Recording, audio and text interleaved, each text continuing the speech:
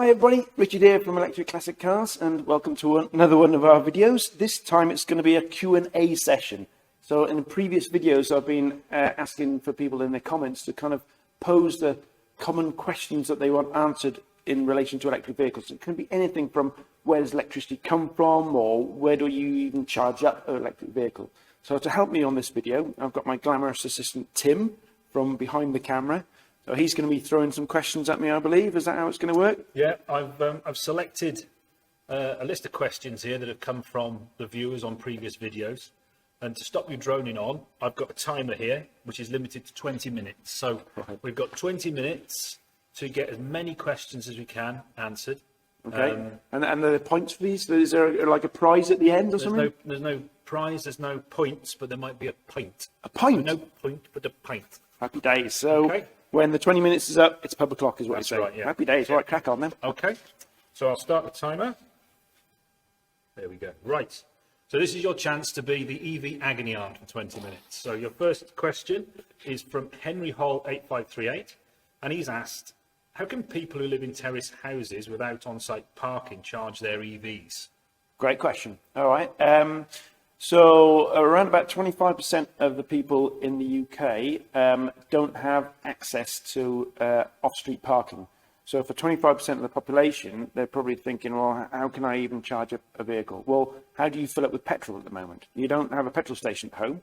So it's kind of the same sort of like thing that will happen. You'll charge up at your destination, shopping centre or car park or work, for instance. And you may even charge up on your way to up for a long journey, for instance. You just won't have that ability to charge up when you get home. Just don't forget this. Also in cities, there's rollouts of lamppost chargers happening. There's thousands of lamppost chargers in London, for instance. And okay, you might not be able to sit next to or park next to that car one day or next day, but you know, a few days.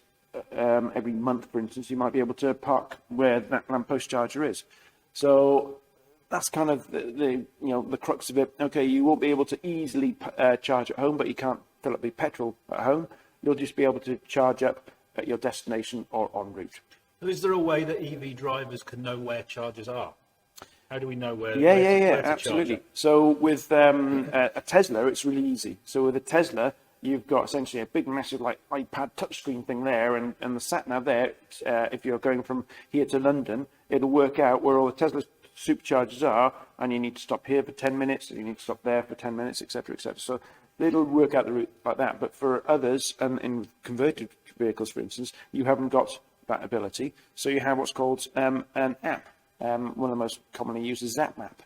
So with ZapMap, you can see where exactly the same. It's like a sat-nav system, but it shows you where all the chargers are. And anybody that's considering an electric vehicle and has a bit of concern over are there enough chargers in the UK, download ZapMap and have a look. You'll be shocked as to how many chargers there are in the UK. And you can then not only plan your route, and it'll figure out where you want to stop, etc. But a couple of other benefits of ZapMap, and I sound like an advert for ZapMap now, but it is really useful. You can filter it down to the chargers that you want to use. So my dad, who has an electric motorbike and lives in a flat, he would filter that down to free charges, wouldn't he? Anywhere there's free charging. Yeah. Exactly. So we call him the plug pirate for a good reason. Wherever there's free electricity, he's there.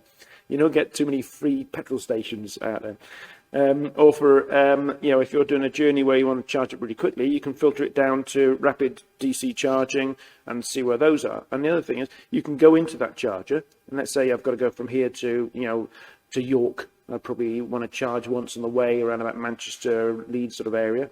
You can, and you want to kind of know, is that charger I'm going to rely on there? Is it okay? Well, you can click on it and go, oh yeah, look, somebody's charged there 3 hours ago and everything's fine. And so you can see history of whether or not it's been a reliable charger, and also whether or not it's actually working now. Because if it's not, I think the colour changes on the icon. So yeah, ZapMap is a good one to check out.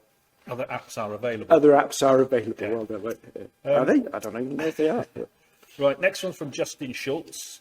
He's asked, what type of response do you get from people when they realise you've converted a classic car to an electric vehicle?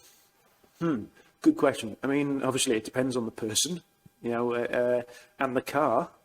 7 years ago, when I converted the first vehicle to electric, there's a lot of people that were, poo-pooing the idea. And we're wondering, why on earth have you ruined that lovely classic car, turning it into a milk float?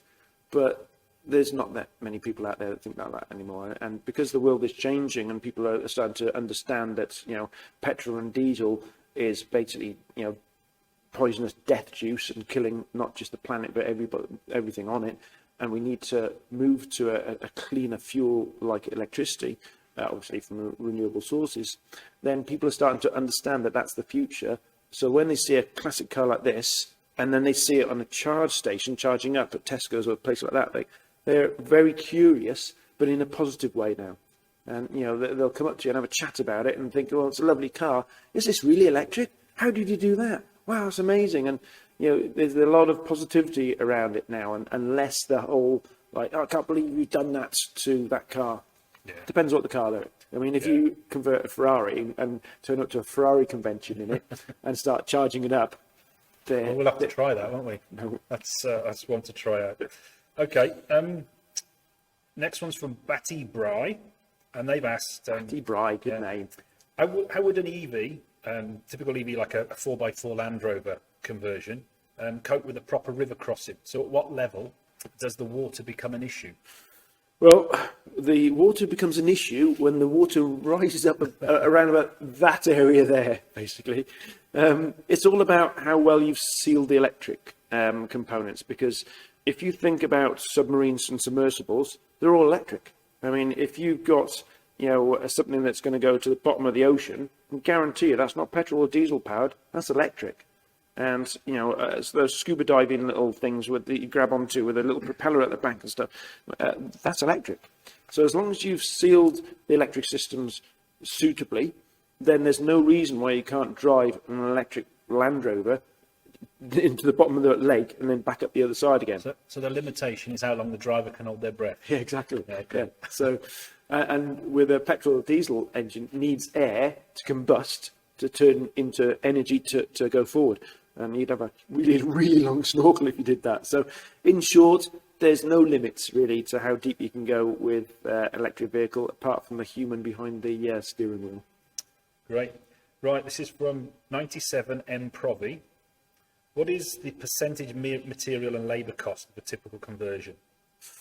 Oh, okay. So percentage to material. Well, first of all, let's cover the costs. I mean, a typical conversion cost is, it's a very commonly asked question, but really difficult to answer, because it's a bit like asking how much is a car.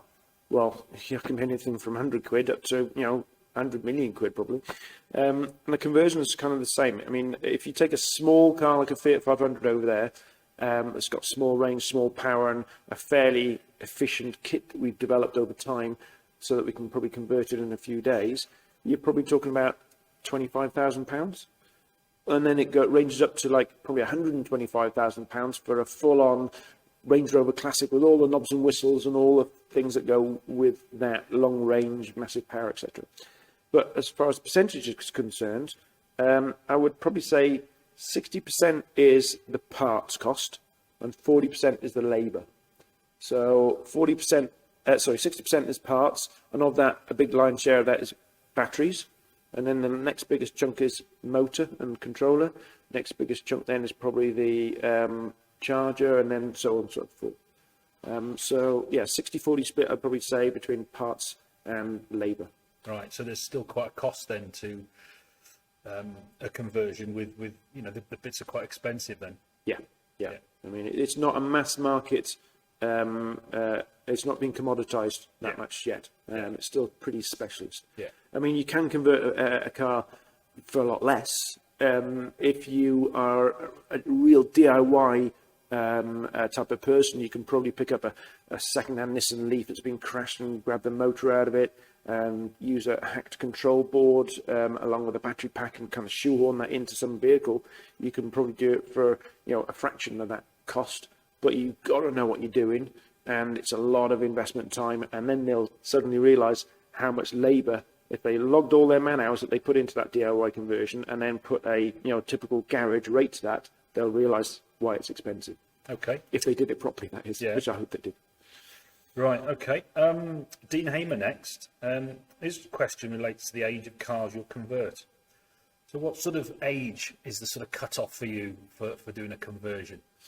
For us, it's more a preference of mine that I like classic cars than anything else, really. I mean, we're called electric classic cars for a reason, but then we've had people that have been in contact with us and have been really irate when they think that their 2008 Skoda Octavia isn't a classic. It's a classic. We think so.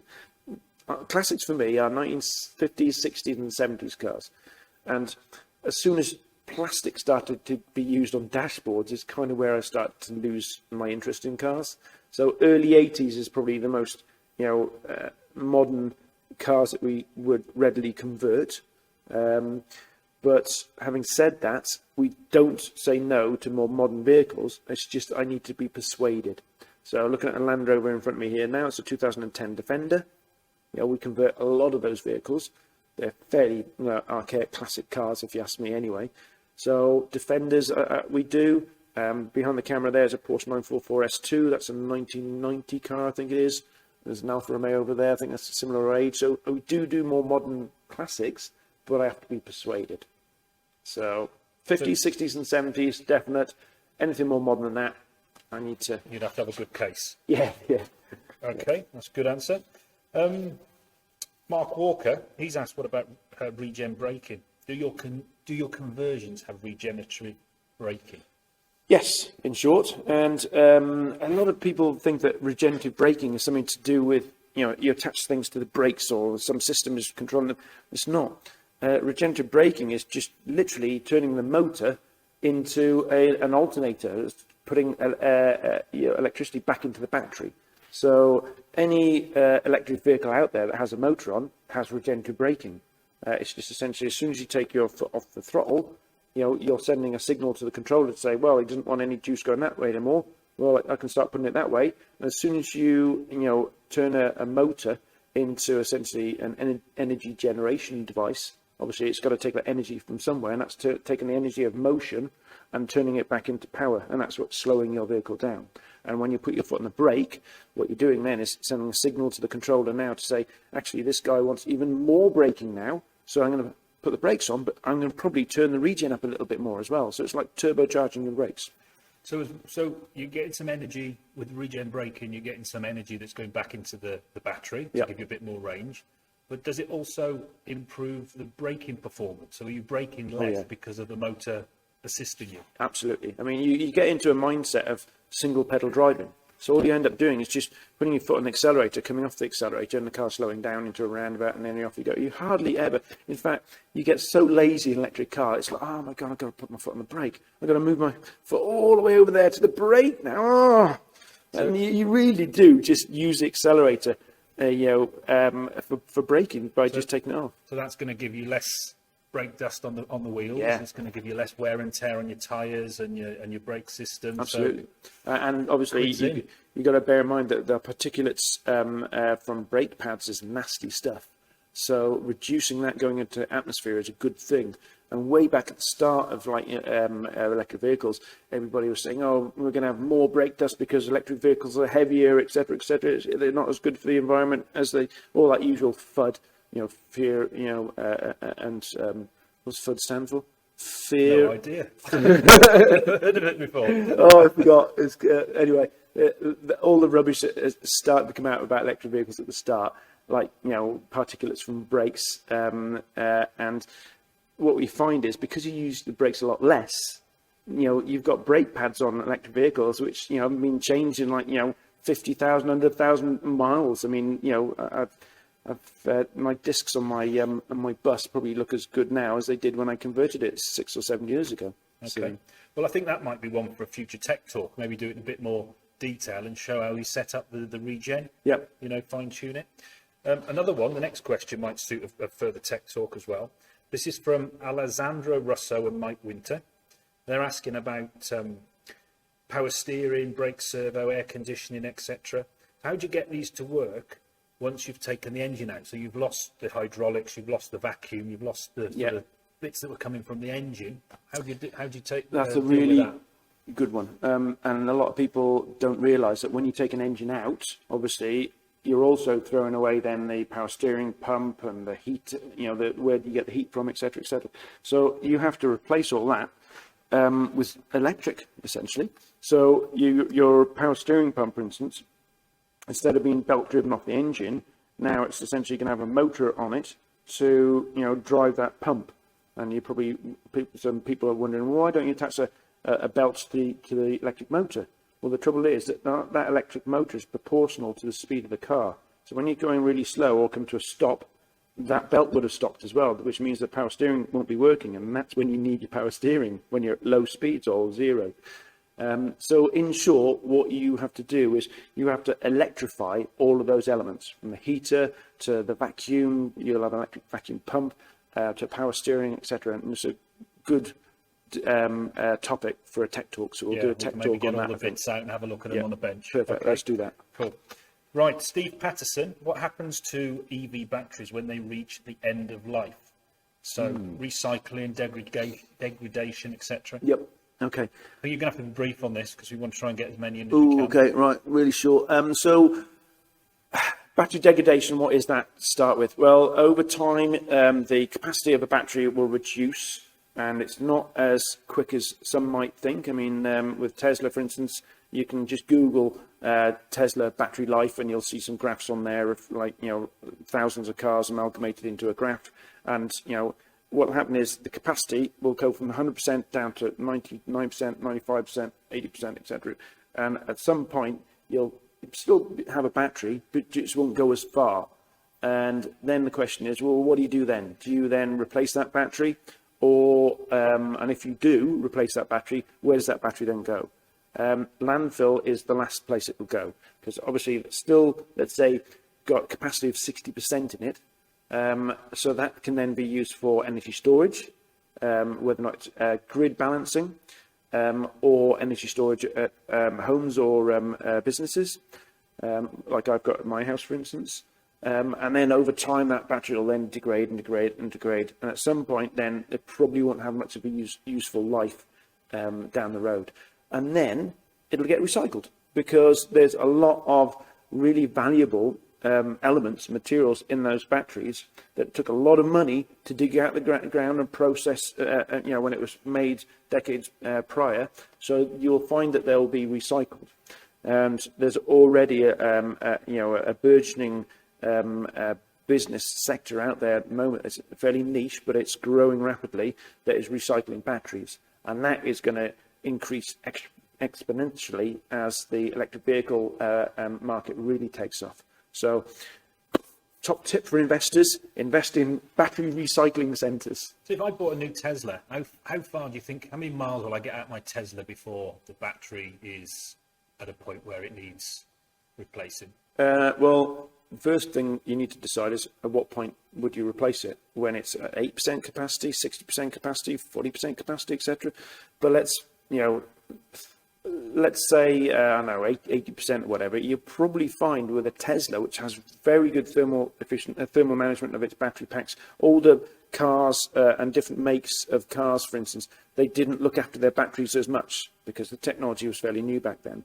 But now the latest generations of vehicles, and Teslas, for instance, really take care of their batteries, which means that they'll last longer.